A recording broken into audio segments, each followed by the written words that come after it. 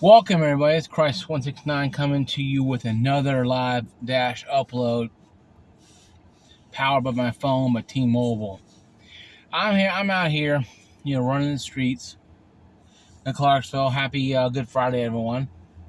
If you have services today, and hope your services go well. Today is going to be, because I was going to do it last night, but I was really tired from sleep. Season 1, Episode 2 of Is It Worth It? In this upload video, we're going to discuss, is it worth upgrading upgrading or getting into PC gaming? First off, PC gaming is not as hard. Some myths here. I'm going to myth bust real quickly. First off, PC gaming is not required to have a degree. You don't have to have super knowledge of a PC. All you have to have is basic understanding of what you want and what you're going to get out of it. And the parts and stuff will come and go as they please. You might want to start with an i5, i7, AMD, Ryzen 5, Ryzen 7, Ryzen 9. You might want to start with cheap Intel. You might want to start with expensive Intel. You might want to do the Intel Arc cards. You might want to do AMD only. You may want to do the Green Machine. GeForce NVIDIA. There's many things you can do. So understanding what you want is the basic thing. Is most basic situation I can tell you. Okay. So to say that PC gaming is this and that's that, one size fits all, is wrong. That opposite the truth. A lot of people who got PC gaming don't like it. Don't like the fact that. Sorry, guys. Don't like the fact that they have to constantly solve problems with driver issues. Known fact to me. Side note. I did a review of 8BitDo controller and also the Bluetooth connections. I did a review on those separately. I praise the 8BitDo dongle adapters as being the best Bluetooth you can buy. For $20, you get a whole lot of easy at ease pairing. You don't get to deal with a lot of nonsense and click 3 times, do this, and hopefully maybe if computer's like, I'm gonna work today, and the device says, you know what, I'm gonna work today, or no, I'm not working today. It works all the time. I have an Xbox One controller, Bluetooth to it, and also I have a second adapter for my PlayStation 5 controller. You can't use both of them at the same time, only one at a time. But who can be playing 2 games at one time on a gaming rig? Now maybe you have second person playing a game, maybe, but that's kind of weird because PCs usually kind of just a personal computer. It's kind of personal to you. It's not a console. So hence the word personal. A gaming rig is usually personal. One person at a time playing it. Console, that's more of a party device kind of thing when it comes to understanding the console and PC realm. But I did a review on that, a real harsh review of an 8BitDo controller. It was a 2.4 gigahertz Xbox kind of replica controller. It was a piece of crap. It wouldn't even work. Kept saying driver error. I got it to work one time. Once I plugged it in to the dock, came off, it went right back to driver error.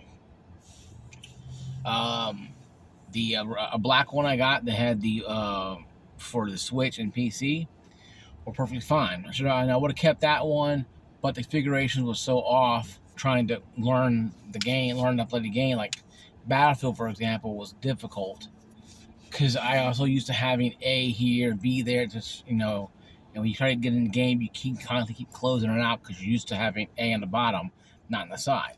But all Nintendo people, myself included, A has always been on this side, never on that side, bottom. So that being said, you're so used to having it like that that you never really question it until you got to the Xbox and PlayStation, stuff like that, and even PC. Even PC, a lot of techs in the old school were trying to keep it very simple. But as a side note, you're going to have those issues, okay? You're going to run into hardware that just will not cooperate with you. I don't care. I don't care how much you voodoo chant, wear a bra on your head, light a damn rat on fire, and after you kill it and sacrifice it to whatever dummy god or whatever thing going on with PC gods, whatever you call it. It's just like, no, it ain't going to work. And it's just like you have defeat after defeat after defeat. Because some of these things just do not work sometimes. So I always say, if you get into PC gaming, is it worth it? Yes. But my tip for PC gaming is read, read, read. Read every box you buy, every hardware, every component, every controller. I don't care if it's a damn RAM stick. I don't care if it's a damn USB stick. I don't care. Read the damn thing. Because if you don't read it and try to use it, it's not going to work. And you're going to be frustrated because the damn thing just want to work. And it's telling you not compatible. Maybe my Windows 10 Pro and that little white dongle thing, just didn't like each other. Maybe it's just one of those happenstance things that happens. I don't know. But I have 8-bit dongles, work perfectly fine. The black ones, the number 2s work fine. They work with the PS5 and the Xbox One. They work perfectly, extremely fine. So those are good. Now, you can buy the Windows 10 dongles, and those are okay. And they work decently. But I noticed they get really, really, really, really, really hot. And they burn out. Or they short out. Or they stop working completely. Now, with the Xbox controllers and even PS5 controllers, I can always plug them in and hardwire it. And mostly more with the Xbox and PlayStation controller. I can hardwire it in, just plug it in the cable, take the batteries out, plug it in, boom. I have a wired controller that still works the same as wireless. But, it's just one of the things you want. When you buy wireless, you want to have wireless, When you buy wireless, you want to have somewhat wireless. So do your research first on everything. Controllers, headsets, everything. Because once you commit to something, you're committed to it. Because most stores will not honor PC returns, especially on software. If you buy something on software, now this is more back in the day than it is nowadays. But now Steam has a pretty good 2 hours or 14 days. If you're a busy person and you buy these games, please check if your system can run them. A lot of people comment at me and private message me, ask me, well, I bought this game here, but it's just not working properly. And I ask them, is your system configured for it? Well, I have this. Well, it didn't meet the minimum requirements, so no, you can't. I had it for 3 weeks, so well, you stuck with it. Now, granted, they upgraded their hardware. They upgraded their graphics card to a better one, to a little more over when it recommends. Now they can play it. Still, processor issues, maybe whatever, but do your homework. Do your homework. Now, on top of everything else, PC gaming can be very, very, very iffy if you're not smart enough or not capable of understanding the cons out there. There are cons to PC gaming. Okay? You have to become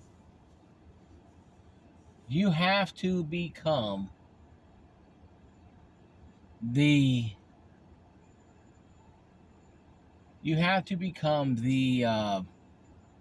IT person for your rig. Okay? You have to become the IT person when it comes to your rig. Unless you bought a pre-built, God help you buy some weird one that didn't have a whole lot of reviews on it. But if you buy one, or have, my case, my brother-in-law and sister built one for me, then you have IT at pretty much at your fingertips. You can call them. But if you build your own, you're on your own. A lot of cases trying to figure out what the hell happened. And that can be a very big con for a lot of people, because a lot of people, don't have time, to mover and shakers. They got things to do. and worrying about why this game's not loading or why this thing's not doing what it's supposed to be doing, can bug a lot of people. But here I'm gonna tell you, PC gaming is good when you do your updates. You have one of those updates out the butt. You have it all the time on console. It's always done by Windows and console, so you just push A button, you're good. Or keyboard if you use a mouse and keyboard for it. Same with PC. The difference is the graphics cards have their own driver updates. I use AMD or no AMP. It's something. It's protection software for my computer. I pay about $60 a year, or about $90 a year, and I get what they call, I think, AMP or whatever it's called, AM something. And it has driver updates. Updates for my, for the RAM, for my headset, everything, and it literally checks everything to make sure it's running kosher. Even my 3070, even though I go through my GeForce Experience to download that, I can still download it through that thing I wanted to. But I log into GeForce and I do that, and also do the optimization of every game I have. So when you get a GeForce or AMD or Intel driver update, you have to go on there and make sure that everyone's different. Everyone's different. Every GPU thing is different. But make sure that everything is optimized to the latest updated version. Because if not, you're going to see a game twitching. Because the drivers are not updated. When we update drivers, it updates the stability, it updates the response time, but also frame rate. It helps with a lot more than just stabilizing the game. It makes frame rate better. So when you play a game like Hogwarts Legends, day one, it was a total mess. Play it, day 101, a lot better. So, or no, it's be different. So everything is that way. And understand that when you do buy games on Steam, you might have to use other launchers, EA Play, or this, that, or the other, or Ubisoft, or something else. And I'm a big Battlefield fan, but I've also been playing Helldivers 2. Once again, another game that doesn't have its own launcher, but is owned by Sony. And they decided to get their own app out there, their own launcher out there. You have to have that too. So I got about 2 or 3 launchers on top of my Steam and my Xbox app. I have Ubisoft and I have EA, because EA Play and Ubisoft, I have games on both of them that I bought or playing, especially Battlefield. I played off Steam, bought off Steam, but EA Play launcher launches the game. So just be patient with that. You're going to have that. And it's not hard to close them. It's not hard at all. But understanding that, but also understanding what you want. Now, another topic of, is it worth it, PC gaming? RAM, CPU, motherboard, AM4 or AM5. Which one do you choose? If I was a brand new PC gamer, I'm not now, but if I was a brand new PC gamer, I would go with AM5. Because it's brand new, it's out of the market. It's out in the market now, it's been tested, it's been battle hardened, people seen it, people used it, people, i.e., they know what's going on with it. AM4 is old, but it's still being used. You got 5700X3D, just came out recently. 5600X came out about a year and a half ago. My 5800X3D, it came out about 2 years ago. I'm still rocking. And for all we know, they can create a 3600X3D. Who knows? But AMD is doing this because they have a lot of silicone die left over from 5800s, and maybe even some 5700Xs that didn't make the cut, but they can, they can tear down and use in other CPU other CPU type of applications. So it's good to be AM4 right now for me, because if you have a 5600 or 3600X and you can go upgrade to 5600X 3D or 5800X 3D or 5700X 3D, you're going to get the very best gaming for about 2 to 5 years. Minimum 2 years, and that's probably for the best case scenario with the best case gaming, and 5 years for maybe 660 to maybe 80 frames. Maybe 2 years you can get 80 to 120 frames. So it's a big gap there, because it's different games have different a different strokes for different folks. So every game is different.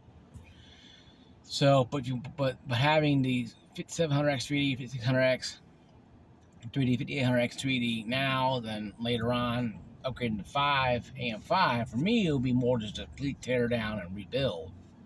Or you guys brand new, just be a build. You don't have to go with latest and greatest. You don't have to go with latest and greatest. You don't have to go with that. But if you are an enthusiast, I'm an enthusiast. I'm more of a novel. I'm more of a beginner enthusiast.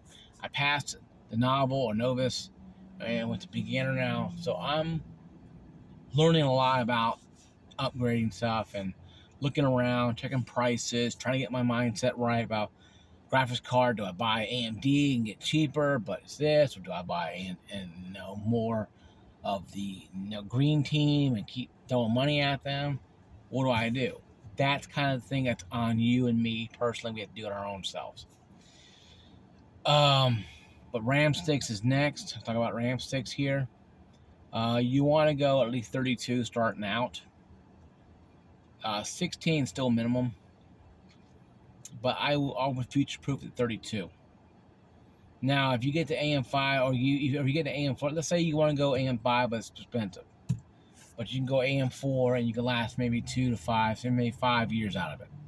Okay, so you got 5 years of, let's say, of AM4. You can go AM4 and get pretty cheap and get some good RAM cheap. I'm not saying build brand new from AM4, but let's say you got a computer from Burn Law. It's the old styles AM3. They had them, of course, very old AM4, and you upgrade the motherboard and get AM4. You want to keep that stuff, and you can do that and still have a good gaming rig last at least 5 years maximum, and minimum 2 years. But you're gonna keep it for 5 years. Like mom, keep mine for like probably another 2.5 years, and I'll probably upgrade to AM5 eventually. But I'm still in that 2 more year part of that 5 year kind of deal where I don't have to worry about anything right now. I just upgrade my graphics card when I get a chance. The RAM is pretty much not really maxed out, but I have 4 slots filled, 32 gigabytes of RAM. My processor is still rocking really good, 5800X 3D. So I don't have a problem with that. Power supply is still decent, but it's not much there to really say anything bad about. But you want to make sure 32 gigabytes of RAM is the minimum you want to get right now. If you want to go 64, by all means, God bless you, go for it. If you can get 16 times 4, that'd be 64. That'd be good. All four channels. If you can get cheaper and get an AM5 board with like 2 slots, you can go at 32, 64. But it's gonna cost money. If you want to go 8/16, if you want to go 32 gigabytes, but maybe lower end speed, you can do that. AM5 or top end speed AM4. Like I said, it depends on what you want to do. You can't mix match this stuff. I wouldn't do it because it probably won't work properly. So you gotta say AM4, AM5. I would say go AM5 for brand new. If you're old in the game, still in the game, say you inherited your old brother's or old sister's computer, and there's an upgrade path, and maybe the motherboard is outdated and doesn't have BIOS anymore, and the CPU is a dinosaur. Then you upgrade by AM4. and turn it into a pretty decent gaming rig. 1080p, high ultra, maybe 2K, medium or high. Like my rig, I do 2K. I have 2K, 165 hertz monitor. I can do all that myself, so I have nothing to worry about that. But you do have to look at things differently, guys, and one man's same. So is PC game worth it? Yes. But you have to look at AM4 or AM5. You have to pick and choose what you want, because it's not going to get easier from here. So it's going to get harder from here, actually, because you're going to have to really make a decision. Do you want to stick with AM4? Or if you're brand new, do you want to go low end, you want to go high end AM4, or go into low medium end AM5? It's going to cost money no matter what you do. But in me personally, if you're brand new, AM5. If you got an old rig that supports AM4, you upgrade the motherboard, upgrade the CPU. You can find combos on Newegg and Amazon, or even Micro Center around. Micro Center have a good one. Or if you want to buy pre-built, pre-built's not bad either. But shop around, go online, ask questions. Friends who bought pre-builts. Hey, how you like this pre-built? Is it good? Blah blah blah. Ask questions. Write down stuff you want to play on it. If you're going to do a lot of playing, or you're going to do a lot of streaming, a little bit of both. You need to know this stuff. This is important stuff you have to figure out. So is PC gaming worth it in 2024? Yes, hell yeah it is. But you have to understand there's a lot more options, a lot more way to throw your money in things that you may not really care about right now or later on. Some channels I'm going to give you on my channel is a Jay's 2 Cents, Gaming Nexus,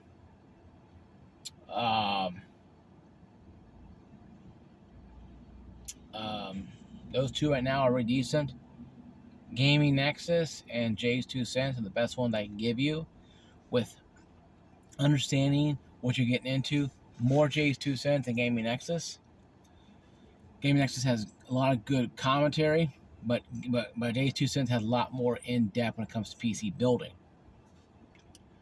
But if you want to learn more about pre-built, I will watch Gaming Nexus, because they do a lot of teardowns of pre-built. The do's and don'ts, you should not buy one if you don't understand. But that's all I can tell you guys right now. That's all I have. Once again, thank you for watching my video, guys. Sorry to being late with this video, but it has been pretty busy, and I'll see you guys later. Peace out.